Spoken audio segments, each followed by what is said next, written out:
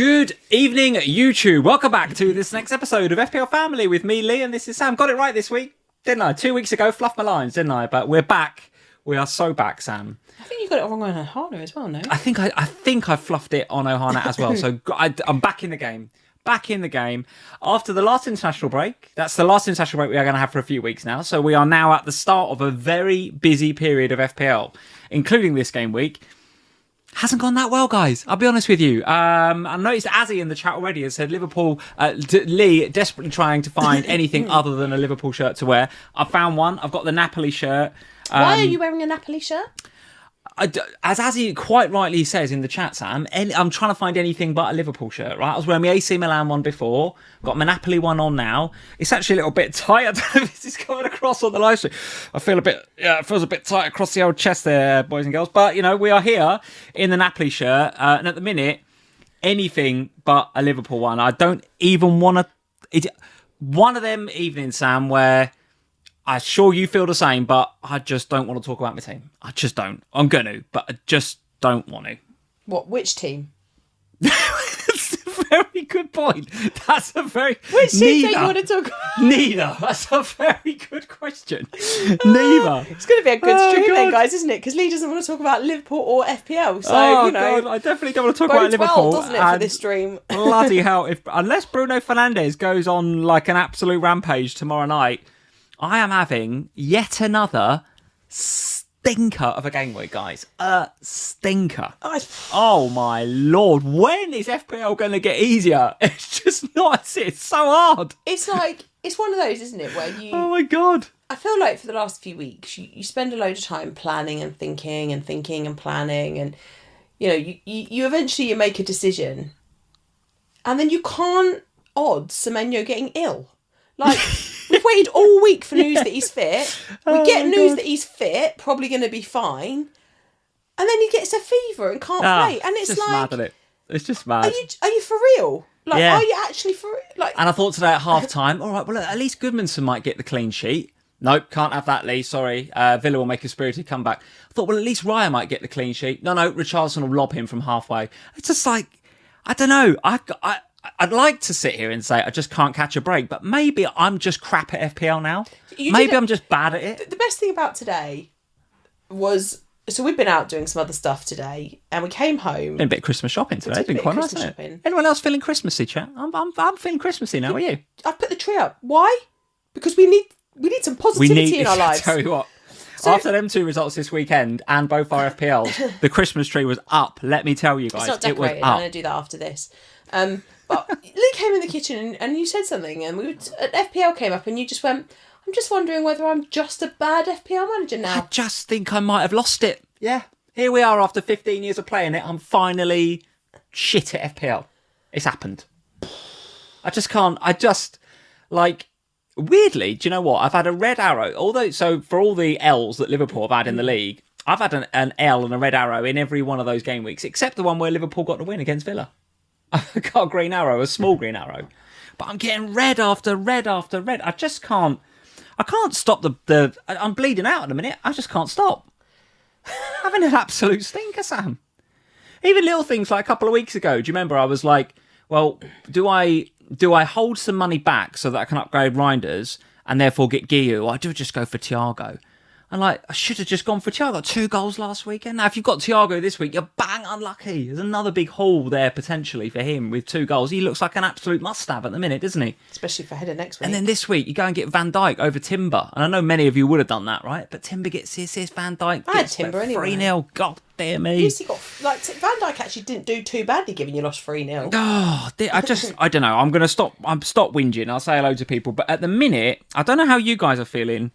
I cannot get a thing right in FPL. I feel like it's just a disaster season. Do you feel the same or no? Because for all of that, I'm still ahead of quite a few people, including you and Az and a few others. It's like, wow, what's that? Oh, this is terrible, but at least I'm beating you. Well, why have you got to throw me under the bus? No, I'm just saying. I feel like it's a really difficult.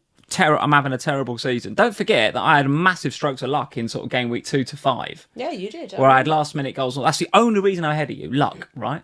Mm-hmm. Apart from that, it's been diabolical this season. I've been terrible at FPL this year. It's weird though, isn't it? Because I think the only time it's really got to me was the Saka captaincy week. The week where I Saka captained and then Haaland went on a mad ting against you lot. Was it against you Mad lot? ting? Since when do you say mad ting? I don't know where that came from. You spent a couple of days up in Leeds and you've gone all mad ting. What's that about? I don't know really, Lee. Don't know where that's come from. Weird. Quite like it. But he went on. Do it again. Apart from that one moment where I literally did lose it, like I fully lost it. I fully lost the ability to even think in a logical or sensible manner. I feel like that's every week in a minute for me. But other than that, I just kind of look at it and I look around me, and maybe it's because I spend so much time looking at FPL, but I look around me, and with the exception of some FPL content creators that are doing well, everyone feels like they're in a similar boat. Like nobody, even the ones that are doing well, they're not thrilled about where they are. They're just doing better than everyone else. No. So they're still not in the top 10k or in the top 50k or whatever. So it's one of those, I think, where... But like, 2 million, like 4.5... What are we doing here? What are we doing? We got Sky on Saturday and they're going to say, right, how's your season's going? And every time we go there at a minute, we're like, don't put the ranks on the screen. It's embarrassing. Like, we're going to have to put the ranks on at some stage. No. And go on national TV and be like, well, you're at 4.5 mil and I'm at 2.1 mil. People will be like, what the bloody hell are these two doing on here? Yeah, but I also think that, like, you can't get stressed about it. Like, it's bothering you. You can. No, but you're letting it affect you. Don't let it affect you. Oh, it's it massively affects me. Oh, massive. I think it's Liverpool more so, but FPL does affect you. You can't say it doesn't. You put too much time and effort into it for it not to affect you. No, but I feel like that Mick McCarthy meme at the moment. You know, which one? You know that one where he's in the interview and he's sort of slouching in his chair and the interviewer says, you know, can't get any worse though, Mick, can it? And he goes, it can, like that. So yesterday, I went out in the afternoon to take Evie to a birthday party. So I thought, oh, hello, just bash the mic into me boob. Sorry about that, everyone. It's nice. Yeah, sorry. And I was out and about. So because I was out and about trying to get some bits done, I didn't look at my phone. Now, this was between the hours of about 5 to 3 and about 20... What time did I get back? About 20 past 5? Something like that. 5:15. Just as a bit earlier than that, actually, because just as the 3 o'clock games were ending. And I walked in the front door, and this one is in the mardiest mood I've ever come home to. We're 3-0 down home to Forest. Of course I am. Yeah, but I didn't know this at the time. So I walk in the front door, I'm like, you're right? You're like, no. Off on one. And I was like... I don't think I just went, no. What's happened? No, you didn't. You were like, I hate football at the minute. And then you went I do hate football at the minute. I thought, what's happened? So I went into the living room and I look at the telly, and Sky Sports News is obviously on, which is why you're in a grump. And it's like Liverpool 3-0 down, other things all going wrong. And I just looked at it and I thought, FPL gone to shit. Yeah, it's going to be a fun day today because your status quo for the last 5, 6, 7, however many years has been that Liverpool are good. Yeah. So for you, weekly, your team is decent. For me, weekly, it's a lottery. You might get something good, you might get something crap. You never really know what you're going to get with Spurs. I have a newfound respect for, like, Manchester United fans, right? Okay, they're doing all right at the minute. But for the last 5 or 6 seasons, it's been utter crap, hasn't it? Year after year. How do the FPL content creators that support Manchester United, like, do what they do? I think fair play to them. Because, well, Spurs a bit as well, but you've had all right seasons. You've won a Europa League last year. Done all right, didn't you? Did you watch the season? We were absolutely dog awful. We nearly got relegated. We won the league, the Europa League at the end of it, but we basically got relegated last season. Yeah, that's what Dr. David's saying in the chat. Liverpool, you should try being a Man United fan. Newfound respect, guys. Newfound respect, because the last 5 or 6 weeks, like you, as you say, I've been grumpy as hell with Liverpool and grumpy as hell with football, and I've been so mardy about it. And I think it does affect you in FPL a bit as well. It does affect your thinking. I think it does anyway. Certainly the way that Liverpool play. I just don't think you engage as much when Liverpool... I don't. That's 100% true. That is 100% true, because I know that Liverpool losing and being bad at FPL affects my mental health really badly. So I actively disengage. Talked about this for a couple of seasons now. I actively disengage with it. But that's a downward spiral, isn't it? In football, that's fine, because then you rock up until kick off the next week at Liverpool and you just hope that we do better that week. But the problem with FPL is if you disengage, then you're not gathering quite as much information. You sort of get back into it and say the Friday, you start looking at press conferences and all that sort of stuff. Maybe you've missed a couple of price rises. You're at a disadvantage by the time Saturday comes around if you've not been sort of working on your FPL all week. Do you think? You just have to compartmentalize it. Like I genuinely think that you have to leave, like over the last few seasons, you have to leave aside your own team. Like otherwise, like all the West Ham fans would constantly be bottom in FPL, wouldn't they? Same with all the Wolves fans, same with all the newly promoted fans. Like they'd all have terrible seasons. Most people can disassociate their own football team from FPL. I just think when it comes to the big clubs, when it comes to the, and I guess we'll never know really with whether it's the same with Arsenal or Man City, because they generally speaking have good seasons. But I do think that with Liverpool, with you as our only case study, you find it difficult, and I do wonder whether there is an element of like when you are expecting to do well, because you go into every week expecting Liverpool to win, because that's been your status quo, apart from when it's Man City or maybe Arsenal, because that's been the thing that you've seen over the last 4, 5, 6, however many years. So now it's harder, I think. So there's got to be a way that you can separate the two things and not allow Liverpool to affect FPL and vice versa. But I don't really know what the answer is, because it is really difficult. It's just really hard, and it's been a really, really hard start to the season. Game week 10 is normally the one we say, right, okay, where are we? I am now like, how far can I push this? If like, as I said on the Q&A, I don't think it was this week's, I think it was last week's. He asked me, where do we have to be by the middle of January to be happy? And I was like, top 500k. But I was pushing top million like 6 weeks ago, which is sort of okay. And I played the wild card. I thought, right, let's push on into top million. And since I've hit the wild card, I've doubled my rank to 2.1. It's just been an absolute disaster.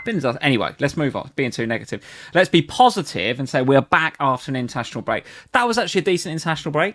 I actually quite enjoyed it. Like England winning more, like England qualifying low-key good without conceding a goal is like, I don't think that's getting the credit that it deserves, quite frankly. We all know what the press are like in this country, and we know what like X is like, right? And if England even conceded one in a 4-0 win, they're all over it. We saw it at the beginning of Tuchel's reign, right? Everyone was on his back straight away. Yeah. Boring England, boring. The press just can't wait, can they, to get stuck into England? But notice that England are properly silencing the critics at the moment by just quietly and professionally going about their job and playing very, very well indeed. World Cup win? Well, listen, I think we've got to be up there now. I think we've got to be up there because it looks so good. And then if you layer on top of that some of the other stuff that was going on for the British nations in the international break, like the Troy Parrott hat-trick, like how good was that? Oh my God, it's so nice. That's so good. You got a buyback clause on him, did you know? Yes. You still got a buyback clause on him. Yeah. It's Levy, isn't it? He could come back, couldn't he? Could come back. He can come back with Harry. And then the Scotland game with the McTominay, that's part of the reason I got the Napoli shirt on, right? The McTominay bicycle kick. And then who was the dude from halfway? It's like unbelievable. Like, what fantastic results and goals. So good. So really actually enjoyed this international break. Let's say hello to a few people. George, as always, is here. George, nice to see you, mate. Thank you for the little bit of Fortnite earlier with Max. That was good fun. Timothy Dewey is in. Hey, Timothy, nice to see you. Chatterbox 520, 5,200, whatever you say for that. Good evening. Gage Almighty is here. We've got the Messiah, Chris Warburton, Liam Healy. Hey, Liam, nice to see you, mate. Nice to see you. Kingdom FC is in. Evening, Bonfields. He says, well, I'm going to have to sit here and be nice about Chelsea, aren't I? Going to have to sit here and be nice. Do you know what? That game was actually, from an FPL perspective, going right until the Enzo goal. Yeah, that was 8-pointer that goal, wasn't it? That was another moment this weekend where we're driving home and Max has discovered SofaScore.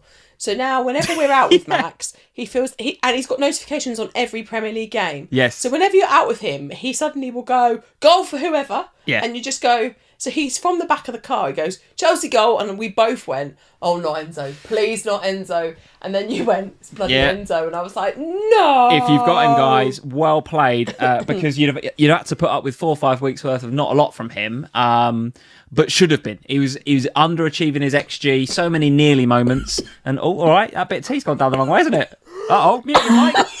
Mute the mic. Hold on, I've done it. I've muted it. Hold on, while Sam has a coughing fit. What happened there? I've nearly killed myself. The tea's gone down the wrong way there, isn't it? Actually made me cry. That's a bad one. I saw you struggling. As soon as I looked over, I thought she's struggling there.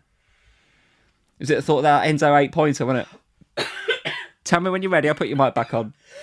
Oh my God. Do you want some water, dear? I've got some. Look, there's some water. I've got some. You okay? Oh, take a deep breath. I've actually nearly killed myself there. Wow. All right, are we ready to carry on? God. Right, let's pick it up from the Enzo 8-pointer. Oh, that was bad. That was a bad one. That was a bad one. I've put your mic back on. So Enzo 8-pointer, if you had him, well played, because you've had to put up with some nearly game weeks over the last few weeks. So what is going on over there? Oh my God, Sam. It's not my fault. People tune into this. But why would it stay up? It's because it's too heavy at that end. You need to push it down that end. Literally stood there about 30 seconds ago. Oh my God. Why do people tune into this? Like, we're both doing absolute crap at FPL. Our teams are shit. Anna, we can't even get the technology right. You're having a coughing fit. Oh my God. Well, that tea has actually nearly killed me. It was nearly death by tea. Right, I'm going to have to move on from Enzo. Sorry, Kingdom FC. I was about to just glaze Chelsea and say how great they were, but I just... Well, we've got to get to the game later anyway, so it doesn't matter, does it? Yeah, you're right. Just move on. You're right. Mitchell is here. Hey, Mitchell. We've got Richard Lohman is Scared in. to drink some tea now. Richard says the slot machine is broken. Oh, mate, we're going to talk about it. We'll talk about it. George, thank you for the member chat. George has been a member here on the FPL Family YouTube channel for 6 months. Thank you very much, George. 6 months, even though just past 3 years as an FPL Family patron. It's been 3 years, mate. 3 years, Sensational George. stuff. He just says 30 points. Mate, I'd bite your hand off for 30 points this week. Thiago pen miss, Haaland blank, Saka blank, no returns. Absolute fiddlesticks game week. Yeah, it was not good, mate. But you are a Thiago penalty miss away. I mean, if he slots that, you're having a good game. That's the difference, isn't it? One kick of a ball's been the difference for you, George, between a green and a red. That just happens in FPL. Sometimes it happens. You can't beat yourself up about that one. Oh, God, here we go again. You all right? Well, so we should just say that I've had a cough anyway, so now I've really... Well, it was going all right on here up until that point. I know, the tea. It was the tea. Matt Francis is here. Very nice to see you. Andrew Yee. We've got Nick F723. Not Christmassy yet, Nick says. Come on, Nick. Get in the Christmas spirit. If you celebrate it, we only got Christmassy because we took Evie and her little friends to see Elf at the theatre last Saturday for Evie's birthday, and that is what has kick-started now the Christmas spirit, because we come out of that, Santa's in the sleigh, flying around on the stage, it was snowing in the theatre, we come out, all of London's all Christmassy, it's all got its Christmas lights up, so now I'm feeling really Christmassy, and then my team's craps, and then I think, well, put my tree up, make me feel better. Anything to take our mind off the football and off FPL. Thank you very much for the member chat, Jean. Thank you, Jean, for the super chat, for the member chat. North, you're not going to like this one, Sam. It just says North London forever in capitals. Free Hit 13 is in play. Great channel, enjoying every moment here. Thank you, mate, for being a member here on the FPL Family channel. Sorry for the carnage. FH13, free hit in 13. We are going to discuss the pros and cons of a free hit in 13. Yeah, discuss the pros and cons. And we've pulled together, or you've pulled together, a little potential free hit 13 draft as well. So we'll discuss that, guys. We are both, as a spoiler alert for a bit later, we are both considering a chip for next week. I am considering the free hit chip for 13. You are considering potentially a triple captain in 13, aren't you? I'm all sorts. I'm licorice all sorts. Possibly it's a free hit, possibly it's a triple cap, possibly it's nothing at all. Who knows? All right. Well, we'll discuss all those things a bit later on. But let's get on to some of these games, Sam. There's my fixture ticker. That's not what I want. I want this one. Let's talk about... Do you want to do the Chelsea game then? I mean, I started... Kingdom FC is in the chat. He will want us to start with the Chelsea game, I'm sure. Potential banana skin this one, or just another good professional performance from Chelsea? I think they... I mean... I don't think you could say this was a potential banana skin. I think you expected to come... Did the job, didn't they? Yeah, but I think they absolutely, and Kingdom, I don't mean this in a disrespectful way to Chelsea, but actually thought, and I think I said to you, when it was 1-0 to Chelsea, I was like, I think you're disappointed if you're Chelsea with a 1-0 performance. I think you expect to go to Burnley and win by significantly more than one. Now, actually, towards the back end of the game, they were comfy. It wasn't like... they won. They were winning 1-0, but Burnley were really in it. They weren't. It was Chelsea's performance. Like, Chelsea were far better. I just think that from both a Chelsea perspective, but also from an FPL perspective, I had this as a really high scoring Chelsea performance. I was expecting a little bit more from them in attack maybe than we got, but got a tough week coming up, though, haven't they? With Arsenal at the back end of it, it's like, well, Yeah, maybe it's just 2-0. We take it, we move on. No one at Chelsea's complaining about winning 2-0. No. Enzo gets the goal, but if you're a João Pedro owner, again, he's had his little peak in form a couple of weeks ago, and now he's back to being a bit useless. And he come away from this with a 1-pointer, I think, because he got booked. So João Pedro, he's still a sell, isn't he? I don't think you're buying him, are you? I think it's hard though, isn't it? Because I think after this, it's definitely a sell. These 2 fixtures, the last 2 weeks, were the ones that you were really holding your Chelsea assets for. What do the Chelsea fixtures look like from now on then? Yeah, so there's that Arsenal game. Then it is, of course, it's small on my screen. Leeds away. Hopefully this is coming through okay. Bournemouth away. Yeah, Leeds and then Bournemouth away. Difficult, isn't it? Everton at home and then Newcastle away. So there's 3 very tricky looking away games on the horizon, as well as that Arsenal game next week. So I don't think you're investing in Chelsea despite this 2-0 and them sharing the goals around. Right? I noticed that Neto's popping up. João Pedro, of course, in recent weeks has popped up again. Got Enzo chipping it. So there's no one, they're not reliant on anybody for goals, are they? Is that a good thing or a bad thing from a Chelsea perspective? Well, I don't think it's a bad thing from a Chelsea perspective. I think from a Chelsea perspective, it's a good thing because it's a team effort. But in FPL, it's hard to pick I think one, from an FPL perspective, it makes it really difficult because what you really want is, I know we all laugh and joke about Haaland, but generally speaking this season, it's been like, right, Man City have scored, where's Haaland's points? Because you've been able to say, well, he's been involved in however many percent, and it's like a really high percentage of the goals that they've scored that he's been involved in.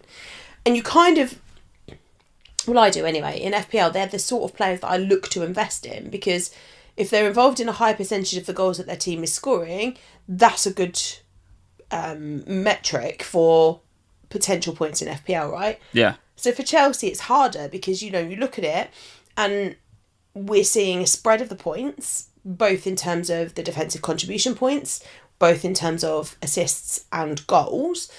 We're also seeing a spread of points when it comes to the clean sheets as well, because we aren't necessarily seeing consistency at the back. Like Reece James, if you're a Reece James owner, I think you're raging because he's plays the first half and then goes off. Caicedo as well, bench from the start. You're a Caicedo owner, so didn't see that one coming. Didn't see that one coming. Apparently afterwards he arrived back a little bit later than expected from international duty. So got to rest him for the Champions League. Just gave him a rest. Don't need him for this game today. So normally, it's funny, isn't it? Because yesterday, George, at the end of the game, George messaged and he went, Sam, we've escaped the... What I can't remember the words you used, George. It was something like we've escaped the Caicedo benching. And he meant coming off the bench for a 1-pointer. And normally, when I'm looking at my team, I have exactly the same thought as George. Just stay there. Stay off the bench. Yeah, you don't want the 1-pointer, yeah. This week I'd have taken the 1-pointer because I was looking at it thinking, well, Caicedo, if he doesn't come off the bench, I'm already down a Semenyo. It only takes somebody else to be missing. And at that point, I was thinking, well, is Kudus even going to be fit and available based on Frank's comments on the press conference on Friday? I was concerned about it. So I would have taken a 1 point, to be honest, off of Caicedo. But yeah, it is what it is. I think I'm not... Would I like to sell Caicedo now ahead of the next few fixtures for Chelsea? Yes.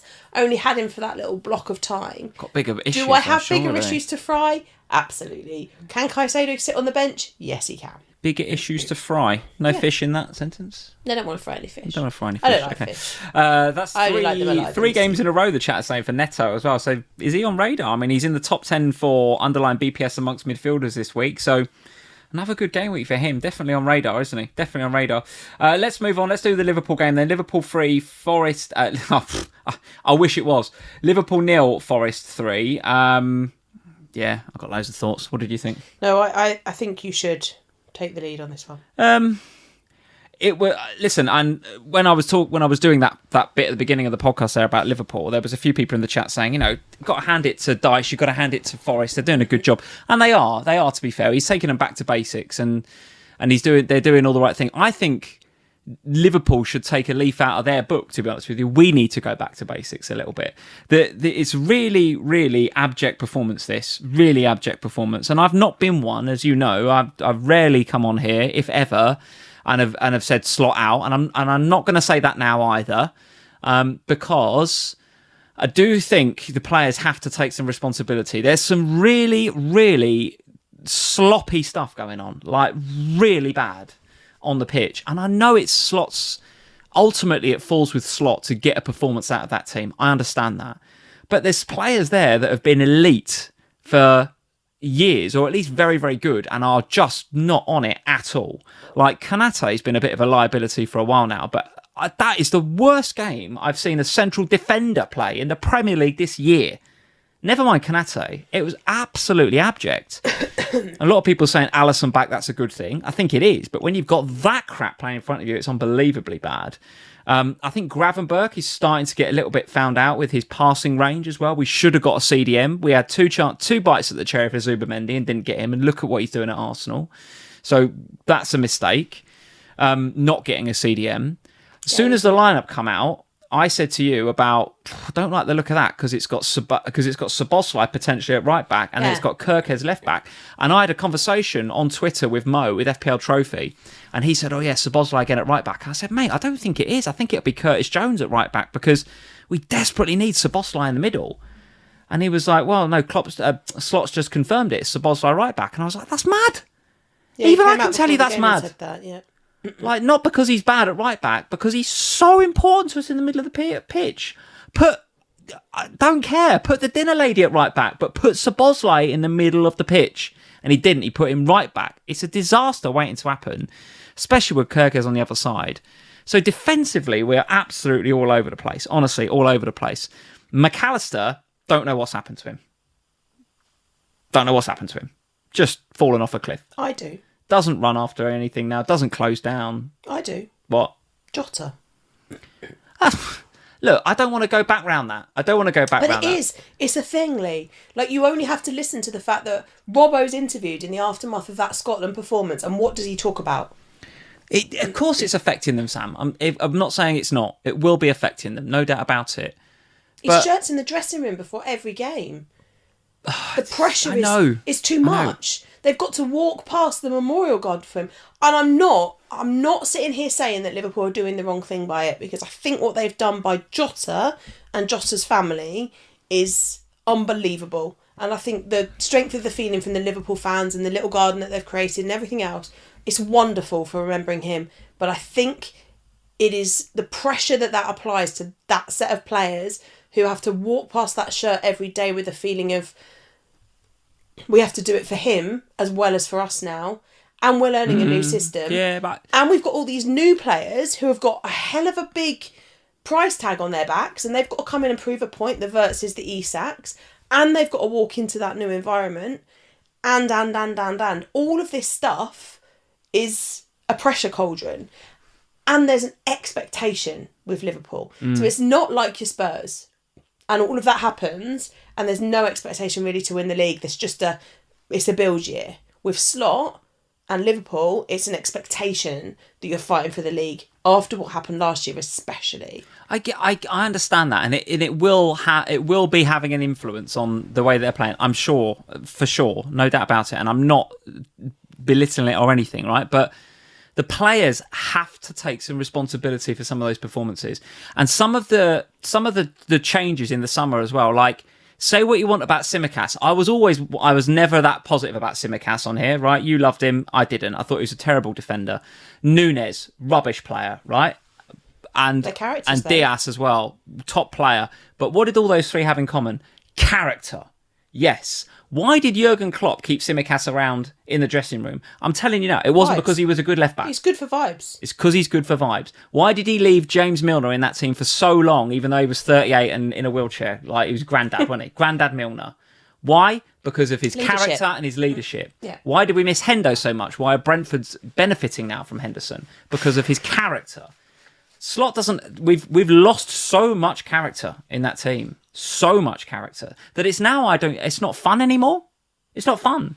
Under Klopp, it was heavy metal football. It was, yeah, sure, there was a few 4-3s in there, but as a fan base, we connected with it and we found it fun. Do you know what the thing that worries me the most about this result, the thing that worries me more than anything about this result against Nottingham Forest, is that I didn't care.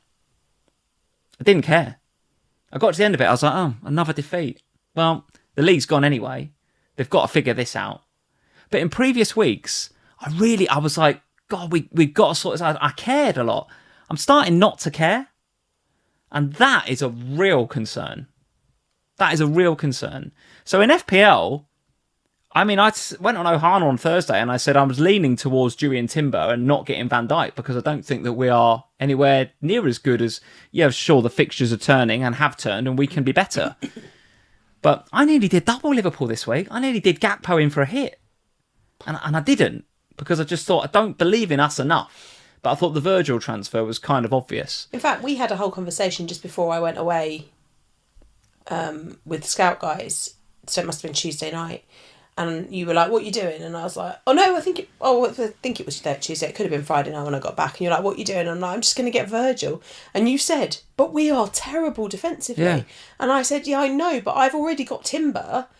And so I don't want to double back up again on the Arsenal defence because I don't exactly know how the Arsenal defence without I think Gabriel if you already had Timber, that's okay. You get Virgil. Yeah, but even then, there were other places that I was looking. Like I was like, well, do I take? And again, I think it partly goes back to the fact that there's so many issues in my team. I didn't want to cause another one because I was like, well, do I just get a Chelsea defender for this week? I really seriously flirted with the idea of De Ligt because the fixtures for Manchester United are decent and I would have saved myself a lot of money. So I flirted with that for quite a long time. And in the end, I thought, do you know what? The worst case scenario here is that Van Dijk gets 4 because you concede, but he still gets DEFCON. So he's going to get 4 and then, so worst case scenario, I'm 4 points up on Gabriel. So I'm happy with that. As it happens, I'm 3 points up because of the defeat and the way that it happened. And I'm now looking at it thinking, well, West Ham looked all right. And you got them next. There's some fight about them. I can't see a clean sheet there either. I've probably made a bit of a boo-boo here by getting Van Dijk, but we are where we are with it now. You know what's mad, though, and I don't want to go back around this, but there was so much... Do you remember when Trent was on the move, wasn't he? And I was sitting here saying, I'm really disappointed to see him go, and I'm really worried. And there was a lot of narrative about, oh, he's a rat, get him out. Oh, I don't want to... And I understood it, but I didn't agree with it. And actually, the mindset that I took was exactly you just said. I was really worried about him going because they take that creativity out of the team. And also, like, Salah does not, like, he doesn't press or work or do anything now. No. Like, I'm starting to wonder whether he's the problem. Well, we'll find out in 3 weeks. Because if you're Alexander Isak and you've had for a few years been up at Newcastle with a team built around you scoring goals, that team is not built for Alexander Isak to get goals. Gakpo and Salah are both selfish. And what's being asked of Isak is to be the kind of like Evan Nielsen kind of, make space for the other two goal scorers. No, 130 million. He's the goal scorer now. So get all the others out of the team and build around him. Well, we will find that out over AFCON while Salah's gone. We'll see how that changes the way that Liverpool It'd be interesting, But it is difficult. And we sat here 2-3 weeks ago and bar the Timber injury, we said, I don't think I'll go Liverpool. Like, I think the graphic a couple of weeks ago was, do we even need Liverpool players? Yeah. And we've gone there, but only because of what happened with Gabriel. If Gabriel's not out till the new year, nobody does this. Nobody invests in that Liverpool defence. But yet here we are. And I think now if you're in it, you have to kind of stick with it because the Liverpool fixtures are definitely there. Well, let's have a look at those fixtures. Here's the reason many went for Van Dijk. It's West Ham away up next, Sunderland at home, Leeds away, Brighton at home, and then Spurs away. So, yeah, I have Spurs currently second. I've muted myself. Do you want me to mute your mic as well? You've done it. Happy? Finished? No. Okay, have a little sip of water. No, but it's because I've got this cough and it won't stop and I'm talking too much. I know. I'll try and do some more talking then. So, yes, those are the Liverpool fixtures. Second, I have them currently on the ticker over the next 5, which is why we've all gone there. Third is Forest, though. So, again, for everything that I've said about Liverpool, I will hand it to Forest. They absolutely wanted it more, won the second balls better than we did. The goal we conceded from a corner, the Murillo goal, it's just like I said. It's not an excuse, is it? But they've had such another just terrible day, VAR, haven't they? Because this one here, it is a goal. The Murillo goal is a goal. But if it is, then Van Dijk's is a goal last week, right? So just have some consistency. And then Forest go 2-0 up quite shortly after that for a handball, and they get ruled out for handball. It's not a handball. Like, they've had such another terrible weekend, VAR. It's just absolutely awful. But put that to one side because that's nowhere near an excuse. Forest were very good and Liverpool were not good at all. Anybody from Forest that's catching your eye? I mean, let's have a look at this fixture run again. It's Brighton at home, Wolves away, Everton away, Spurs at home, Fulham away. That's a decent looking run for Forest. And under Sean Dyche, you'd expect them to be everything that they were against us. Hard-working, diligent, playing, but, doing the basics right at the back. Is there any love for Murillo from your side, or maybe Nico Williams back on radar with an assist at the weekend? I think Forest have to be back on the radar. I think when you look at the performances that they've put in over the last few weeks, it did take a while, didn't it? When Dyche arrived, it took a little while just to. And I guess it's the same with West Ham and Nuno. It wasn't like immediately overnight, bang, I'm better, but it was. It's growing and it's better and there's confidence and you can start to see the players feeling a bit more familiar because the Dyche system is much more similar to the Nuno system. And you can see the Murillos and the defence, the Selses, starting to just... You can see Gibbs White is starting to take more of a leadership role again there, can't you? And I think the fact that, Anderson was just... What a player. Just like him a lot. With him there, it sort of frees Morgan Gibbs-White up to do what he does best, doesn't it? And we got returns in the last 2 weeks from Morgan Gibbs-White, and actually he was quite unlucky not to get another return in this one towards the back end of the game. Chatterbox is saying 3 goals in 3 games for Morgan Gibbs-White. So, definitely worthy of conversation. But I know, like as a Nick Pope owner, if I had no issues with my team, by the days when we didn't have any issues with our team, I genuinely think I would consider going back to Matt Sells now because Nottingham Forest defensively looking okay, Gibbs White looking great. If you need a cheap midfielder, Anderson feels like he's the one again, doesn't he? Yeah. All right, let's move it on. That's enough ranting about Liverpool. Can we just get Spurs out of the way? If you want to, yeah. I just can't be bothered anymore, so let's just get out. I thought I'd try and turn it into a positive rather than just have another rant, but go for it. Have another rant about Spurs. No, I don't feel the need to have a rant about Spurs. It is what it is. I benched both my Spurs assets this week. Why? Because I thought this might happen. What was with the 5 at the back in the first half? Well, it's a weird one because it works. So he did it against... No, not today. All right. It worked against PSG in the Super Cup. In the Super Cup pre-season, he did this, didn't he? He played exactly the same system. And it worked. It worked really well. We held PSG for most of that game. In fact, we should have won the Super Cup, really, were it not for some mistakes towards the back end of the game. So I think going into the more difficult games this season, as the Spurs fan base, we kind of thought that is what we might see. We might see the use of 5 at the back. And going into today's one, I thought we might do this, which is part of the reason I benched Mickey van der Ven and Kudus. Because I just felt that Danso is a fantastic throw-in player. He's got an incredible long throw on him. And I felt... Has he got much more other than that, though? He's all right as a backup. Yeah. He's a really good backup centre-back in a way that we need, because our centre-backs do have a habit of getting injured, and we will need him next week because Romero's gone and got himself 5 bookings, so that's fun. Yes, he has, yeah. So I look at the fixtures and thought, I wonder if we might play all 3 of them at the back today to give that security. The problem is that when we are at our best defensively, it's with the back 4 that are standard plus Vicario. We've seen that over the last few weeks. When he plays them together, we're solid defensively. When he starts messing around with it, which he did today, playing Danso because of the set piece threat, he said before the game, I think this game will be won and lost on set pieces. And I thought, no, it won't. This game's going to be won and lost by the fact that they are going to dominate us today based on this team that we've put out. Because we've got Kudus, who's come straight back into the team and I don't think he's fully fit. He's certainly not match fit. You've got Richarlison up top, who I think he's only really playing Richarlison up top after the international break because of Kona Mwani and his broken, fractured jaw. Fantastic goal, though, by the way, from the pigeon, wasn't it? Fantastic goal. God, what a strike. And then Wilson Odobert, who's just not good enough. He's not physical enough and he's not strong enough, but he's got to play in that position because we haven't got anyone else. Because Xavi Simons is also the same problem.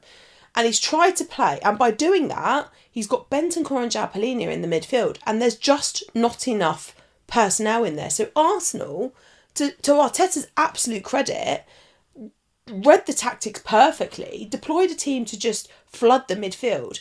Eze was out of this world today. Oh, goodness me, yeah.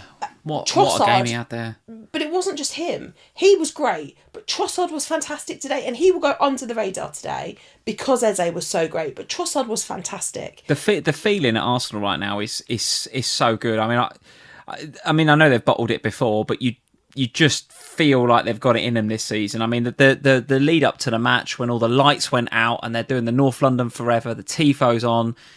They properly got that team up for it today, and they got the fans up for it. And I just, even from kick-off, I was just like, because like a couple of minutes in, there was one where I think Rice had like a volley on goal, didn't he? And I think Vicario saved it. Good save from Vicario. Vicario made some great saves today.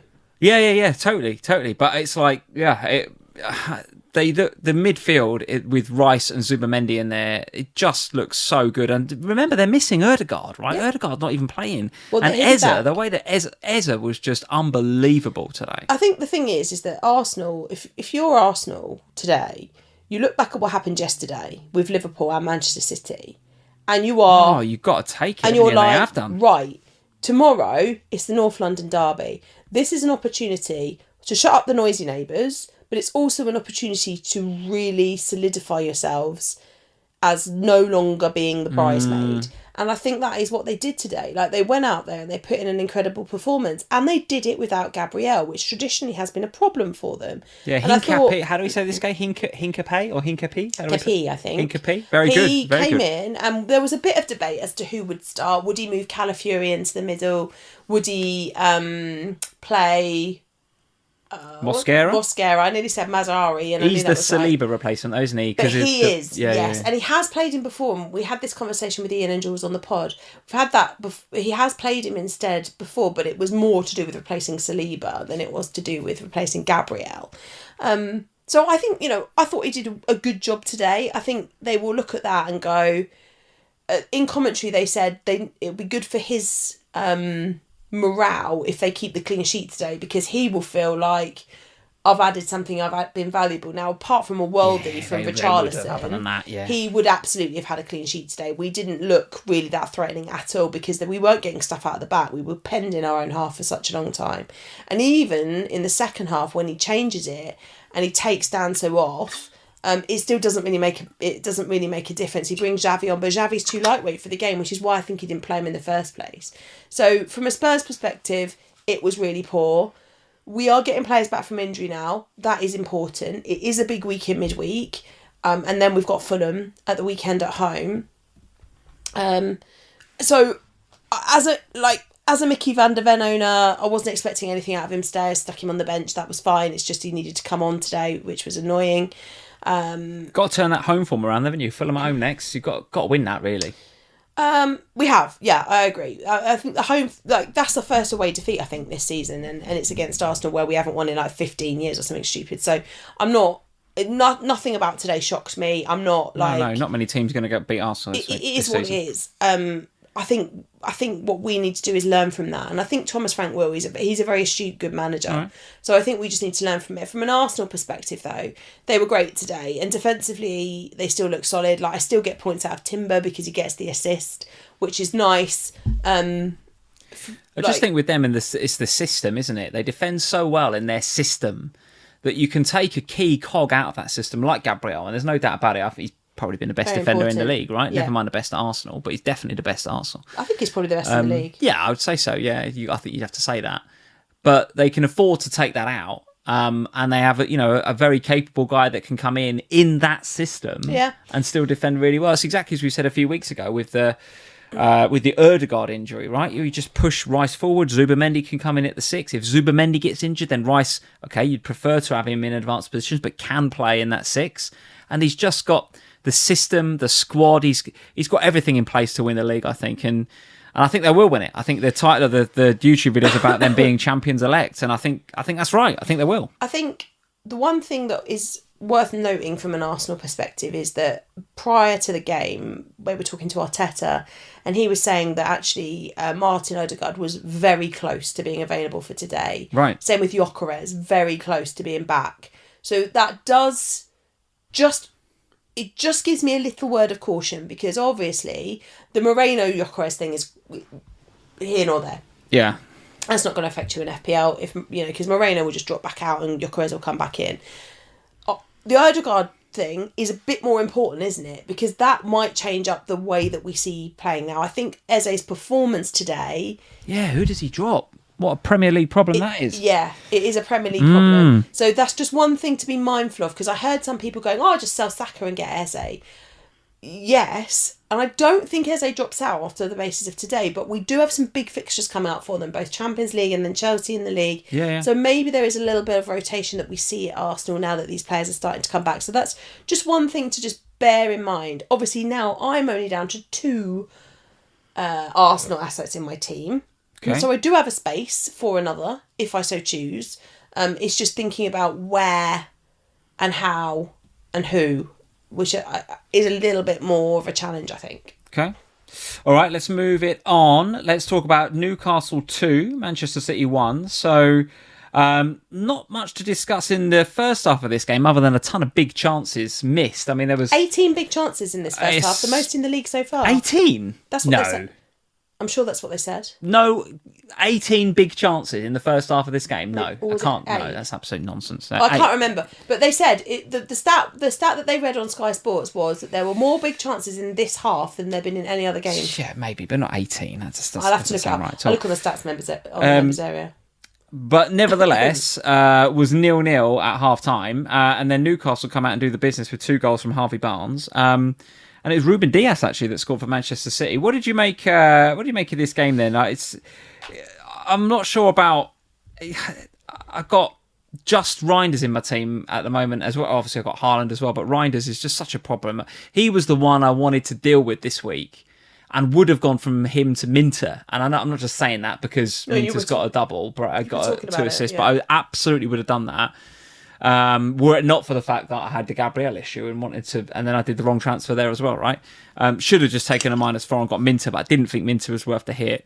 So Reinders still an issue in my team. The fact that he's coming on for 1 minute cameos or 1 point cameos just makes it even worse, right? Just should have done it ages ago.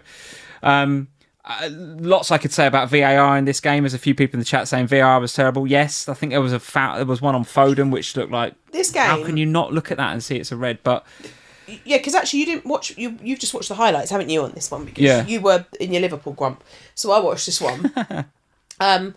This one was honestly one of the best football matches. The first half in particular was one of the best football matches I've watched this season. Right, it was really good. It was a really, really exciting end to end. I mean, Newcastle should have scored within the opening minutes of the game. They came out properly full of it, and in my head I was thinking, I'm quite heavily invested here because I've got Haaland as my captain, but to be honest that's irrelevant really because everyone's got Haaland as their captain, so whatever. I don't know, there's a few that went away from it. There were a few that went away from it. But mostly to Saka and Mateta, so, I think. Yeah, and I was like, well, I didn't feel the love for Saka against Spurs, but that was just my Spurs bias. But Mateta I certainly did feel, because he'd blanked already. I think there are some Man United captainers tomorrow evening, but generally speaking, I was kind of like... Yeah, it could be. But generally speaking, I was like, well, whatever Haaland does. It's not going to have that much of an effect, big or small either. But I did have Nick Pope and Voltemada in this game. Now, I watched Voltemada, and I honestly don't know how he didn't return in that first half. Like, genuinely... He had a couple of big chances himself, didn't he? Yeah. He was really, really good again. And it's really strange, isn't it, with Newcastle? Because there is... you were just saying it about Spurs. Right, we need to get better at home. They're the complete opposite. Like, they're really good at home, and then they go away and they're awful. And then they go back to Newcastle and they're good again. And it's really difficult to, like... I think Voltemada, it was good, though. I noticed he showed up in the XG underachievers. I think he's 7th or 8th this weekend with a delta of -0.61. Have you still got him, or have you moved on? You've got him, yeah. You're a bit unlucky this week not to get something out of him. I do feel a bit unlucky that I didn't get something out of him this week, because he played well, particularly in the first half. He had multiple opportunities where he could and probably should have scored. I think it's just on another day he gets something. Yeah, totally. So I'm not overly concerned there. Like, I know that there's been a mass drive to get rid. I think the one thing that puts me off is then we've got a away fixture coming up. So then you kind of go back to that, well, what do I do about him? Plus, and maybe this is a nice segue for us in a minute to talk about Brentford, because obviously I'm looking at the fixtures for next week and I'm thinking, well, Thiago looks like the player to have, and I don't have. Yes, he does. But then I'm looking at my team and going, well, Voltemada's probably the least of... He's another one that's on the least of my problems list. But in order to get into an attack, like I kind of feel like with my team, it's either going to be that I take a -4 or maybe a -8 and then deploy the free... Yeah, and then deploy the triple cap and hope to cover it well. Or that I just free hit and deal with it for this week. But then I know, this is the problem with the free hit, is that then I know next week, going into game week 14, and I'm looking at my team again and going, well, I've still only got one free transfer, and I've still got all these things I've got to deal with. So it's really difficult. We'll talk about that more in a minute, I'm sure. But yeah, from a Newcastle perspective, I do feel a bit unlucky with both of them that I didn't get more than I did. Yeah, Voltemada with, like I say, the delta of -0.61. Top amongst all XG underachievers across the whole game week so far, Mr. Erling Haaland with a delta of, get this, -1.54. So a goal and a half's worth of XG he missed in those a sitter. chances. He missed an absolute sitter where I don't even know how he didn't just go round Pope and send it into an open net. I don't know.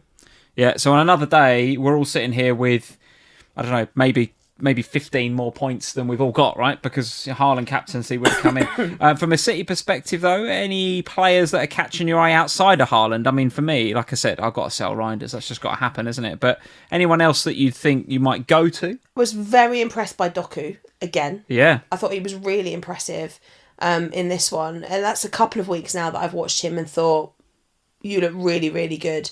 So he's one that's definitely on the radar. But the problem is I worry about the potential for a rotation, the potential for a benching. Nico O'Reilly has been on my watch list for quite a long time now. Offers an opportunity to go cheaper with a defender, and with Aït-Nouri going off to AFCON in a few weeks' time, feels like that's going to be his spot for at least the Christmas period, which is obviously important when you're looking at players that you invest in. So he feels safer than any of the other midfielders that I could go to. Like, the midfielders just feel like a bit of a... I feel like Pep is starting to trust him a little bit. Doku. Yeah. Yeah, but we've had that before where we've gone, oh, Pep seems to have... Like, he'll say, oh, Foden is back to his best, benched. I really like Doku. He's playing really well. Like, would it surprise you over the next few weeks around the Champions League and other fixtures for him? Well, who takes his spot? Who's the left...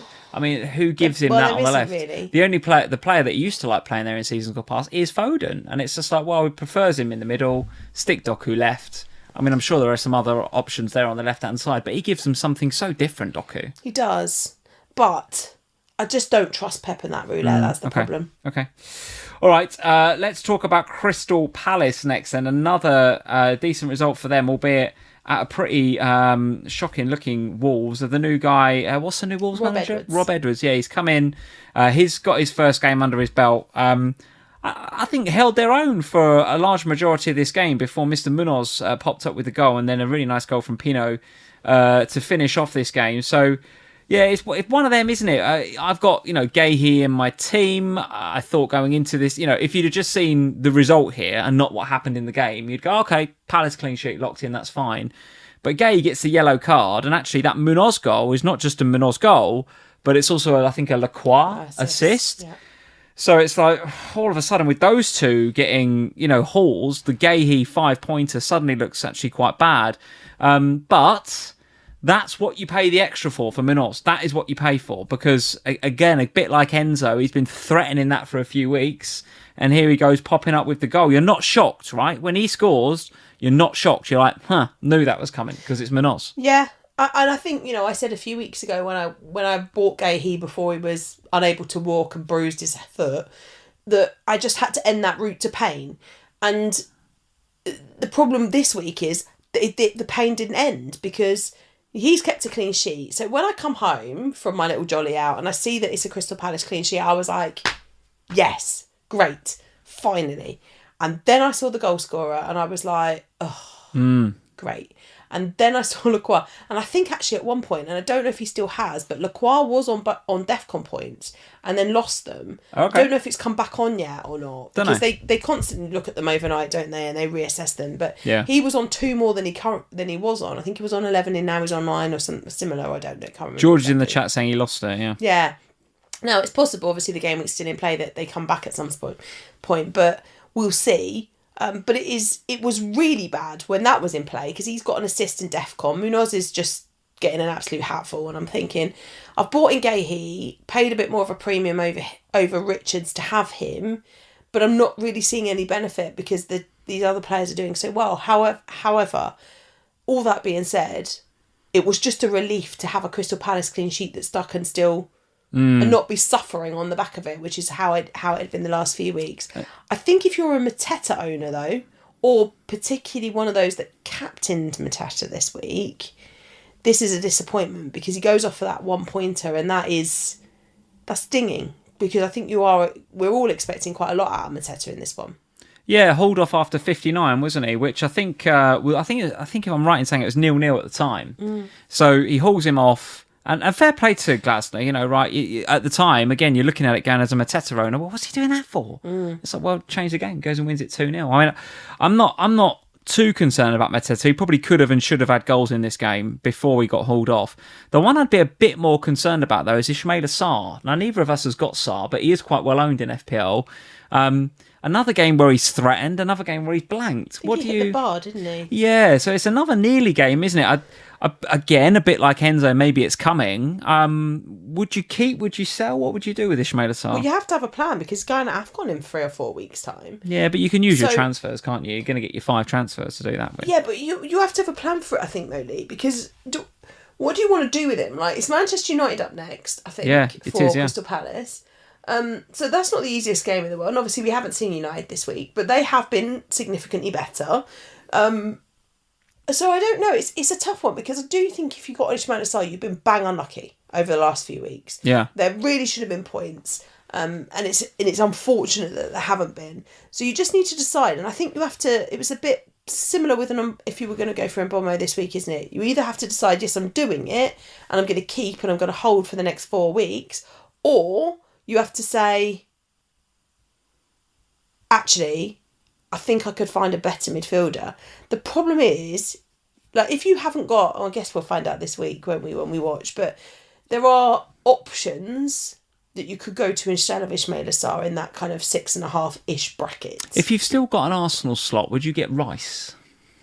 Would you do Rice in for Sarr? I'd be tempted by that. The thing putting me off will be the fixtures, right? United at home, Burnley away. That's no panic for Palace, is it?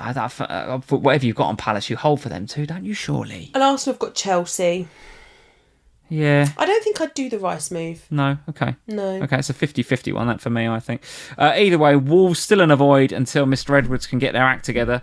And Palace, certainly for the next 2, continue to look investable. Where else do you want to go? What else do we got to talk about Thiago, just because George is in. Brighton 2, Brentford 1. Humdinger of a game, right? Thiago with the first pen. I get the feeling like Brentford get more pens than any other team. Like they do. Is it 5 or 6? Do seem to get a lot of pens, but if you're a Thiago and you don't mind that at all, as long as he's putting them away, right? I can't remember whether the stat was read out after the first pen or the second. There's either 5 or 6 penalties that they've been awarded this season, something like that. Which is a George lot. will tell us. That's a lot of penalties. Yeah. I must admit, I didn't actually give Brentford much hope in this one, and that wasn't because of their recent performances. It was because of their away performances. Home and away form, yeah. Again, it's similar to Spurs and it's similar to Newcastle. It's the home and away thing. So Thiago definitely feels like the pick. Like, he feels like the Brentford player that you would go to and you can have and you can keep and you can play every week because he is getting penalties. He is mostly scoring the penalties and converting them. It was somebody at my work, I think, said, have you seen this Thiago? He's come out of nowhere for Brentford. I went, he's not really come out of nowhere. You got to remember, he was the Tony replacement, wasn't he? You got to remember when Ivan Toney left the club, he was the big money Ivan Toney replacement, and it's only because he's really unlucky with injury in his first whole season, wasn't he? That actually now we've got that out of his system. He's come back into the team. He's fit and firing, looking good. And looking quite consistent as well, actually. Right, he's looking like the main man there. And I know that he missed the penalty, didn't he? So take this with a pinch of salt. But he's fourth for XG underachievers this week, of course, with the pen miss. But the delta is 0.71. So there was other XG in there that he could have and maybe should have had. So I don't mind him at all. I should have got him a couple of weeks ago. I'd have been frustrated that he missed a penalty this week, but I'd have very happily taken the 2 goals previous week. Brentford with Burnley at home up next before they go away to Arsenal, away to Spurs, home to Leeds, away at Wolves. I mean, Thiago, if I'm being totally honest, he is one of, if not one of the main reasons why I'm thinking of free hitting next week. It's really difficult, this, because, and maybe this is a good segue into the free hit draft that I've made. Okay. Because I've got 3 Brentford in there on the basis that at home, they are great and they have good attacking threat and Thiago is the man, and I'm looking at my team and it has no Brentford, but then I'm looking at my team for the weeks that follow, and with the exception of that other home fixture, which I think is a few weeks down the line, isn't it? Because they got a couple of aways back to back, I think. Yes, they've got Arsenal and then Spurs away and then Leeds at home in 16, right? So, but by game week 16, cha-ching, AFCON transfers are filled up. So it's easy enough to get Brentford at that stage. Yeah. So it's really this week, and I'm looking at it and I'm thinking, well, if I want to treble up on Brentford, and I would on a free hit, can I or should I be doing that if I'm not free hitting? Well, no, I think is the answer, because of the fixtures that come in the immediate aftermath. Let's do that then. Let's segue. I've got to find the right screen. Let's have a look at this. Well, do you want to do the pros and... Go on, let's do the free hit draft first, and then we'll do the pros and cons afterwards. Because I do think Brentford are absolutely a talking point that will sway people to free hit or not in 13, so it feels like a good time to do it. And for the podcasters, let me talk through the free hit draft that you've pulled together first, and then we can discuss it. For the YouTubers, you'll see that it says Martinez in goal with a photo of Nick Pope, but I assume you meant Martinez, right? So Martinez in goal, Nico Riley, Timber, Munoz, and Sepp Vandenberg at the back, Sharda, Rogers, and interestingly Gakpo in midfield. And then Thiago, Haaland, and Ollie Watkins up front. So there's your 3 Brentford. It's Sepp Vandenberg, it's Sharda, and it's Thiago. And then on the bench, Dubravka, Doku, Kudus, and Alderete. You've put this together. There's 1 or 2 question marks I have, particularly around Gakpo. But talk me through, particularly, and start with the Brentford ones, because I don't mind Sharda as a bit of a shout. So I wanted to there's a couple of teams in there that I wanted to triple up on based upon the fixtures. One of them's Brentford. One of them is Aston Villa. And then Manchester United as well. The Gakpo Doku thing we can talk about in a minute. Sepp Vandenberg is fantastic, I think. He's regularly picking up the DEFCON points. He regularly gets those extra points. Plus, he's got assist potential, as we've seen. And you were his biggest fan. Was it the back end of last season or the year before? Which year was it when you were Sepp Vandenberg's? Don't know. You had him constantly and he was doing really well. I can't remember now. But I really like him, and I do think there'll be a clean sheet there for Brentford this time around. So home to Burnley, you got to fancy him. I'm looking at that thinking, well, there's a clean sheet plus there's any upside that comes from that. He will be attacking, decent option. Sharda, low-key one of my favourite players in the Premier League outside of Spurs players. Him or Dango Utara? Because Utara has got a habit of winning the pens for Thiago, I think. Yes, he does. But I just think that Sharda's route to points is better. I think, I think Sharda's involvement, and it'll be interesting to get George's view on that, actually, because obviously George is at Brentford constantly as a season ticket holder. But for me, Sharda is the better player. Dango has more potential for a massive haul, and then nothing for weeks, and then a massive haul. So on a free hit, maybe actually Dango is a better pick, because you just bank on it being the week that he gets the massive haul. Sharda feels like a player that you can more long-term pick and hold over the next few weeks, and would chip in with points returns. And then obviously Thiago, I think, picks himself and is a really, really great option for the week. So I think 3 Brentford makes a lot of sense. I think 3 Villa makes a lot of sense. Do you? Yeah. Because I think I do, but I don't know if I'd have Ollie Watkins. So we can discuss that, because I was like, right, Villa defender. Ooh, which one? So then I was like, okay, what's the keeper problem? That solves the keeper issue. I don't mind it. I think there is a keeper issue this week, because Raya's got Chelsea, who could could and probably should score at home. Sanchez has got Arsenal, who almost certainly will concede. Manchester United, I looked at them, but then they've got Crystal Palace, and I'd back Palace, I think.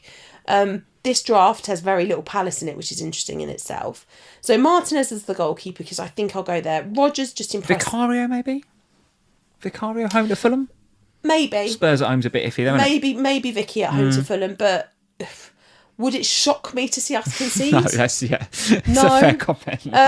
Fair comment. Morgan Rodgers, I just think, is back. Like I watched him. Wow. I watched him today. That How free good was the kick, free kick? But the thing is, so maybe I'm being a bit skewed because I haven't watched a lot of Villa this season, but I've watched him live against Spurs put one of those free kicks in, and it was terrific right in front of me. I mean, I hated it at the time, but it was beautiful when you look back on it. And then there's the one that he does today, which is just lovely. It's just a beautiful free kick. It's perfect. I feel like he's starting to just pick up his momentum again. Ollie Watkins is interesting. I think I put him in there because I wanted 3 Villa and I couldn't work out where else I'd go. And I had loads of money. I'd have, speaking of money, I'd have Matty Cash, I think.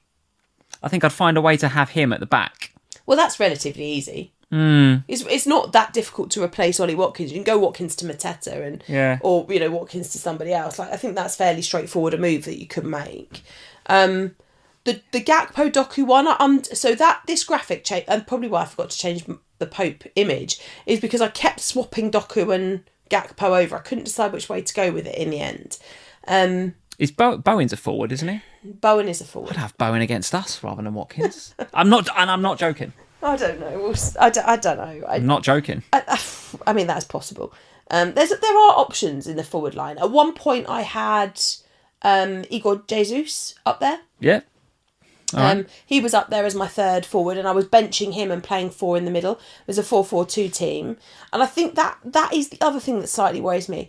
Now, the other thing that worries me about this free hit is I look at that and I think, yeah, that's quite nice.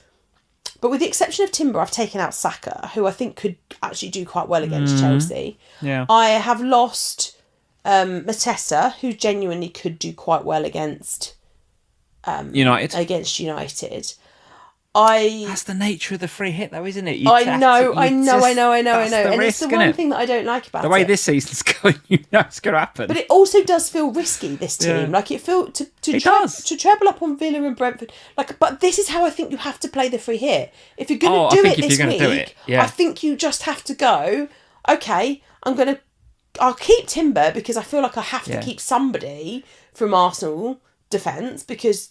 Yeah, I think you're targeting them 2 teams, aren't you? Because so the Villa fixture is Wolves at home, you're right, and then in 14-15 it's Brighton away and Arsenal. So you only really want them for 13. Yeah.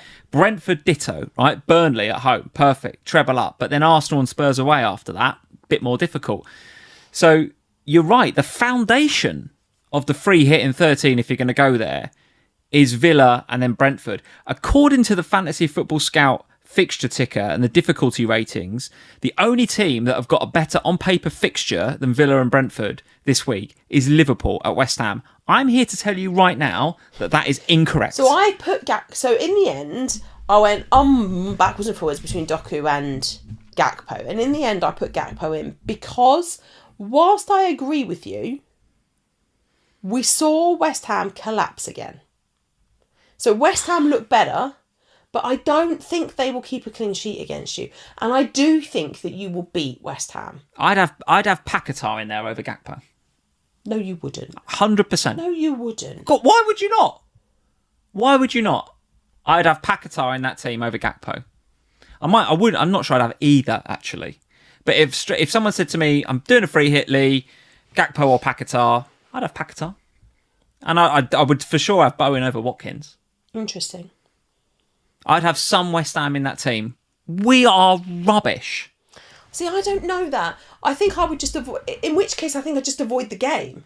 Because you don't have to. So Gakpo can easily not be there and Doku can play instead. You could get Elliot Anderson and play him. You get Morgan Gibbs-White, decent fixture. Put him in there. No Spurs in it is interesting. There's Kudus. Yeah, but you're not playing him.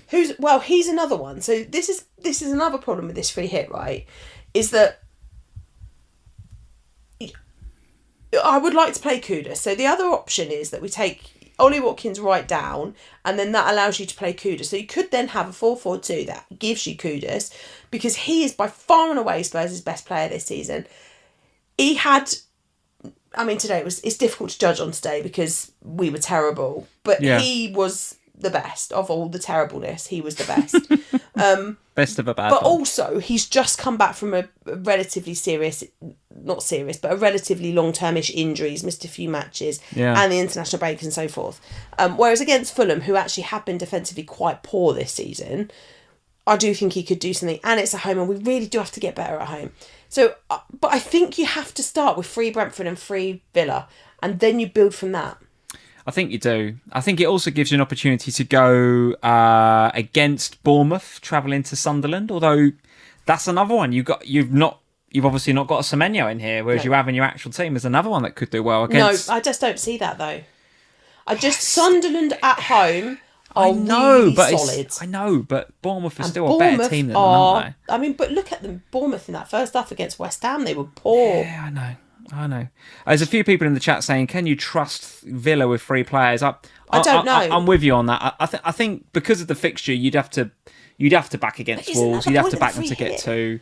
You'd have to go. I think you'd go Rodgers, wouldn't you? Yes. And then I think you're right. I think you would go a defender. I'd be tempted to go Cash. I think I haven't looked at it enough to know whether that goalkeeper issue is a big enough issue. I'd be tempted by Vicario. I think maybe. There's Sells as well. Sells is there, yeah. Sells is there. So, listen, that's food for thought there on the free hit. But for sure, if you're looking at free hit in 13, I certainly am. And one of the reasons I am is because Brentford and Villa. Those are the 2. Yeah. Those are the 2 I'm definitely having a look at. I've got no Spurs, and they got home to Fulham. I've got no West Ham, and they're playing Liverpool. So I would fancy a few of them in my team. I've got no Brentford right now, and I've got no Villa. Do you fancy a bit of Mickey van der Ven? Is that what you're saying? No, I don't think we so. haven't got Romero. He's suspended. Yeah, but that does. If anything, that means you're unlikely to keep a clean sheet, doesn't it? That's what I mean. You just said you fancy some Spurs.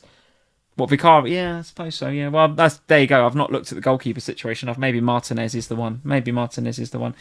Are we done on these games, Sam? What else to discuss? No, I think we're done on the games. While we're talking about free hits, can we just, because I haven't yet decided on whether I'm going to free hit or not. So can you bring up the side that I did with the pros and cons? Which chip? Yeah, this one. Oh, here we go. Yeah, very nice. Okay, good. Because you're considering triple cap, aren't you? I am. So and I wanted to talk about this because I do think it's important that there'll be a lot of managers that have got both of these chips still to play, and are looking at it and going, well, I've not got that long now till game week 19. We've got a period of time that's finite, and we have to use these chips. And we have to find decent weeks for it. And the reality is the decent weeks are the odd ones. It's game week 13, it's game week 15, and it's game week 17. And within all of this, we're also going to have AFCON to consider, and the game week 16 filling up of chips to 15 to 5 free transfers. So at that point, you do have to be considering, how am I using my transfers, so that because obviously if you've free hit or you have your wild card as well. You have to plan that, because otherwise you could end up in a situation where you're wildcarding, but you have already a load of transfers in the bank. So then you're not going to maximise the potential returns out of the AFCON thing. Yeah. So I basically sat down, because I don't know which way I'm going to go with this, because I actually don't mind my team, and we'll look at my bus team in a little while. I don't mind it for next week. There's some issues. There's some issues. There's like, we've all got those, Sam, don't you worry. There's like 3 or 4 players, and I think this is where the crux of it comes. So the pros of the free hit are that I can do what I've just said. I can get in all of these assets from Brentford and the Villas, Villa. yeah. I can really hone in on the game week. I can use this as an opportunity to really go heavy on the best players in the week. I can get it done so that it's not going to have too much of an impact on AFCON and the transfers in the bank, because that's another thing that is in the back of my head. Yeah. And I can't remember what the other one I put on there was now. What, for pros on free hit or cons? The free hit.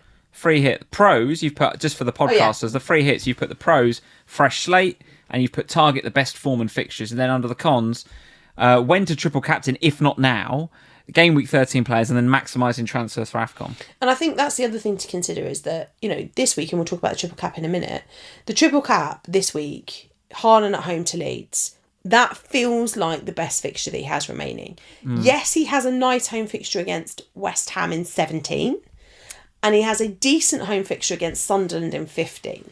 I was just going to ask you about that, because that's when, if you said to me now, when are you playing the triple captain?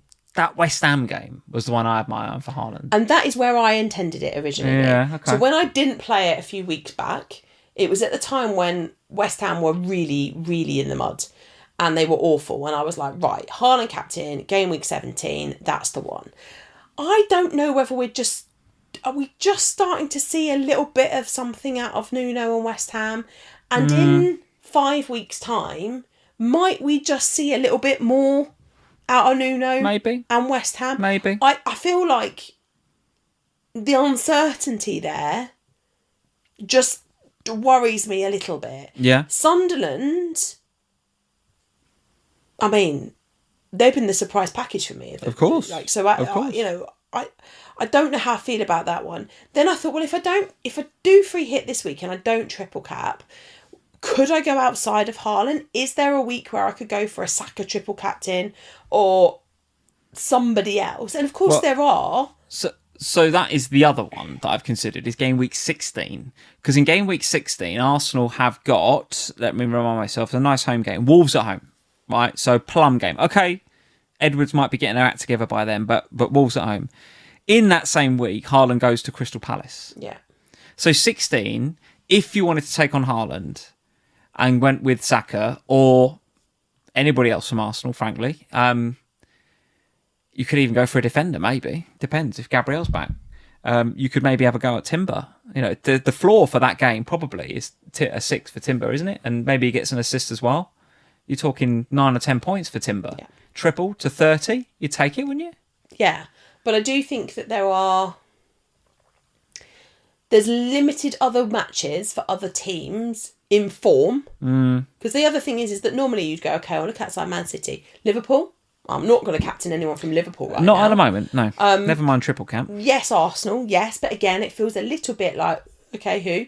And the other thing with the triple cap now is that it works better with the Champions League. There's more space, There's more breathing time within the Champions League matches. Plus, the busy December schedule starts kicking in. So the risk of... And Haaland's not a rotation risk. So going for Haaland is okay. But if you're going Arsenal, we've just said players are coming back from injury. Could we see a little bit more of that? Yeah. Not saying I think Saka's going to get rotated, but it's just something to consider, isn't it? So... yeah, there's that. So then do you want to read the pros for the triple cap at this point, just for the podcasters? Yeah, so on the triple captain, playing that, you've got Haaland, obviously Haaland's home form, you get the ability to fix issues in your team, which I think you're going to explain in a second. The save your free hit for AFCON, and then the cons for triple captain, you've got probably a points hit. When the hell are you going to free hit if not this week? And then a Haaland blank in game week 12, so the one we've just seen. Maybe he's not in form, but we've just seen he's massively underachieved his XG. So, yeah, talk us through that. I think part of my issue with the free hit this week is that I can't deal with the problems I have. So I would like to sell Semenyo. I'd like to sell Caicedo. I would like to possibly sell Voltemada. All of those players, if I free hit, come back again. Yeah, you only get rid of them problems for a week. And then... am I any better off? And you still only have one transfer. Because I still only have one transfer. Yeah. Because I play in a chip. So because I'm playing the free hit trip, I'm not banking a transfer. So I'm not coming back out of the free hit with 2. If that happened, I'd be like, okay, well, there's some incentive there for the free hit, but I'm not. So I've got these players that potentially I don't want anymore, and Nick Pope actually as well, that I don't potentially want anymore. But I don't feel like the free hit feels like I'm staying still. The triple captain feels like it allows me to move my team forward ahead of 13, 14, 15. And I also do wonder whether the free hit in and around AFCON might actually be quite helpful to use that. Because we see it, don't we, sometimes? Like, we don't know when these players are yet going to leave. So maybe having the free hit available to me at that stage might be a helpful strategy. I'm not sure yet. Yeah. All right. Well, listen, lots of chip talk, I suspect, between now and next week. I am still erring on the side of free hit. I just think there's a real good opportunity there to get players like Sharda. Like, no one's got Sharda. Do you know what I mean? I agree. And you got no one's got like Matt Cash. Could be a really nice pick. You know, there's no, then Bowen is low owned. So I think and Paquetá, as I mentioned before, there's a few in there you definitely could go to. I think even like a Richarlison at home to Fulham. You know, would you fancy that? On a free hit, I don't mind it. Yeah, I don't mind it. Bear in mind, he might play Tell. He might. Yeah, he might. So there is risk that comes with it, no doubt about it. Let's get on to this week then, Sam. The week we've just had. I've talked a few times on here already tonight about how bad it's been for me. It's absolutely shocking week. Absolute stinker. 27. Such a bad week. For the podcasters, Raya in goal with 2, Senesi 3, Goodmanson 1, Gahey 5, Virgil 3, Saka 4, Semenyo didn't show up, so Reinders comes in with the 1. Josh King 3, Haaland captaincy with 4, and Mateta 1. My second highest scoring player is Mark Guiu, third on my bench with 4. And it's all down to Bruno Fernandes to save my game week tomorrow night. It's been absolutely terrible. Go on. Is that when I was building these, I was looking at your team on live FPL, and Bruno Fernandes is only owned by 15% around you. So he will have... Yeah. So if he does anything for you tomorrow, he will save a game week. So it's not all over, unlike mine. I do need Bruno to do something. And if I look at next week, bear in mind we've just discussed the fact that I will probably, I'm likely to. I'm looking at a free hit for next week. And here's one of the reasons why, right? Because I've got Bruno playing against Gahey, which I don't particularly like. What else is in there? I'd probably have to play Reinders, because I don't really want to play King or Goodmanson away at Man City. Guiu's got Arsenal, so the bench is really weak. I don't really want to play Reinders for obvious reasons. My Bournemouth players are going to Sunderland. That's a very tricky fixture. Even Saka's got the Chelsea game, right? So I don't like the look of it. Whereas, and I hear you, right? I probably won't like the look of it again in 14 when I get these players back. But my Bournemouth players will have Everton at home. What else? Van Dijk, where's he playing? Sunderland at home. They'll be there. Bruno's got West Ham at home. It won't look terrible. And I will have the 2.9 million I've got in the bank to do something about Reinders. Finally, probably right. He'd have to go likely for Minteh, I think, because I think I'd like the look of Minteh this week. And he'll have Villa at home, Minteh in 14. So I think it's going to be free hit in 13, then I think it's going to be Minteh in 14. If you didn't free hit this week, yeah, what would you do? I don't think I'd triple cap. I'd just play no chip. Oh, I think no chip. That's interesting. Well, I just think the Haaland against West Ham in the future looks really, really good. But I do really, and I think I said this a few weeks ago, I do fancy playing the triple captain in a week where I was going to go against Haaland anyway, and then just go really against him. And I like the look of that Arsenal in 16. Okay. Arsenal in 16 against Wolves at home. So, but if you That's one. Okay, so you wouldn't triple captain, but where's your biggest problem? If you were going to make a transfer, who goes with this team? Yeah. Oh, Reinders. You do Reinders to Minteh. Probably, yeah. Yeah. Okay. Probably, yeah. Yeah. So that's the team for next week. Your week is 32, so not a million miles better. Talk us through it. And I'm done, which is a problem. No Everton and no Man U. No. Whoosh. You've got to hope that Mbeumo and Bruno stay quiet then. And it's really annoying because I very nearly took a hit for Mbeumo this week, and in the end I didn't, because Semenyo was fine. But then he wasn't fine, he was ill. Got a cold. Got a cold. I mean, come on now, Antoine. It was all right to get on one knee and propose, wasn't he? But never mind. We should say congratulations. No, we're not saying congratulations. He's an absolute muppet. I'm not happy with him. So it wasn't much better than Lee's. Nick Pope was actually okay, got an extra point. Virgil... Defcon. Timber got an assist. Gahey, clean sheet. Senesi, Defcon. Semenyo and Caicedo. So no blanks in your back line? It's not bad, is it? Back line. The back line is no blanks. It's the back line of dreams. It's just no Munoz. Or Lacroix. or any Chelsea. Yeah. No Cucurella. Semenyo and Caicedo decided they wanted the weekend off. Great, thanks, boys. Yeah, look at that midfield. Bloody Which hell. meant that my bench order was wrong because I put Kudus and Van der Ven first and second. Josh King relegated to third spot. He outscored both of them. So such a week, isn't it? Just this game. Why did we play this game? So Mickey Van der What's Ven the comes point off in all the of bench this? for a 0 pointer. Kudus comes off for 2 points. I really wish I had Josh King with his 3. And then the front 9, God only knows why they couldn't score a goal between them in Haaland and Voltemada. And Think how many big chances they had between them 3. Honestly, it's just ridiculous, isn't it? But it is what it is. 32 points. It's a little, and it's another little. If I could count the amount of 5% losses in, they're minute little green arrows. Chip, red arrows. I'm going all the wrong way. It's just yeah. Here's another 50k gone. Here's another 15k gone. It's just so infuriating, but it is what it is. I'm locked out. I'm going to pretend that the tomorrow night's game is not going to happen. And I'm just not going to talk about game week 12 ever again. And then it'll be game week 13. And this is my bus team. I will read it out for the podcasters. Go for it. Do you want me to do it? So you're looking it up on your phone? Sofa Scores just text me with the...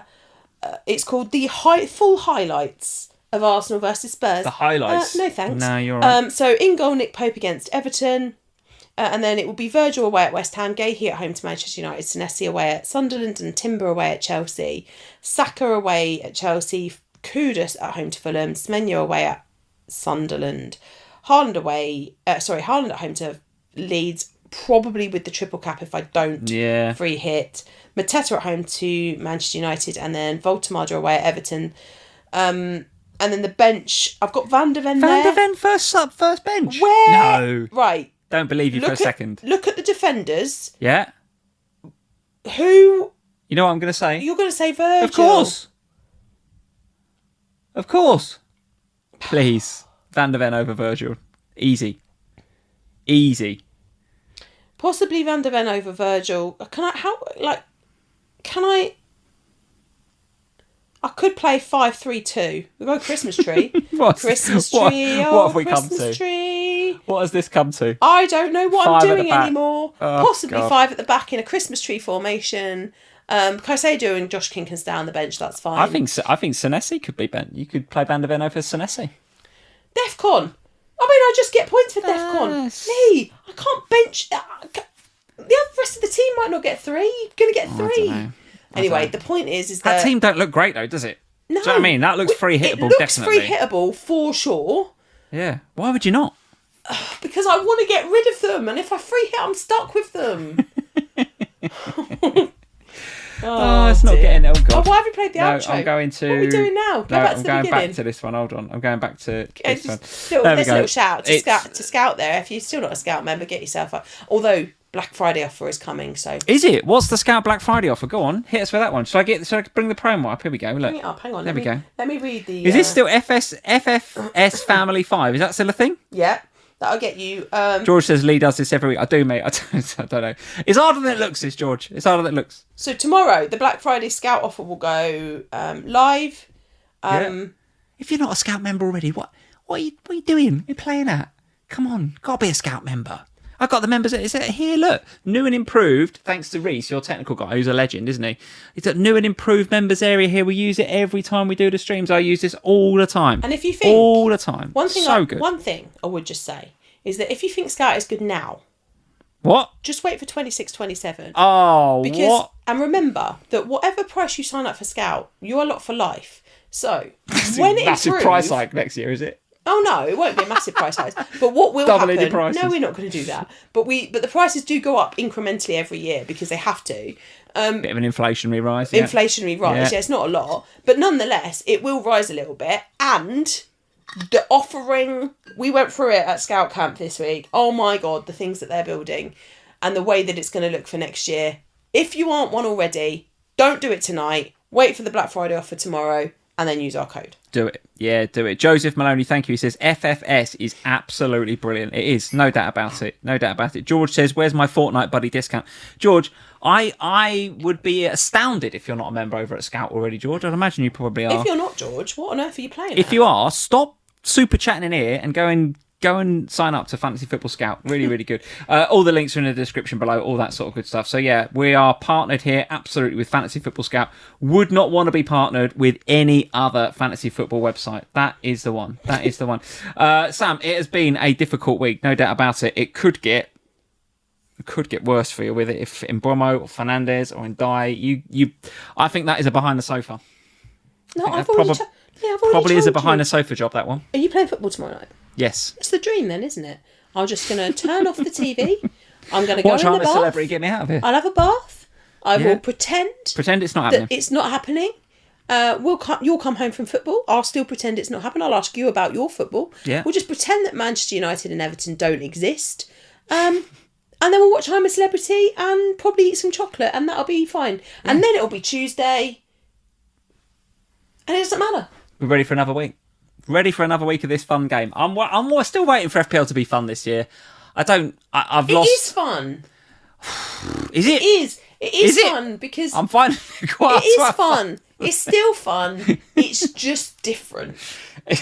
It's spoken like a true person that does this for a living and has to work with the Premier League, right? I'm here to. I don't work with the Premier League. I can say I ain't having any fun with this at the minute.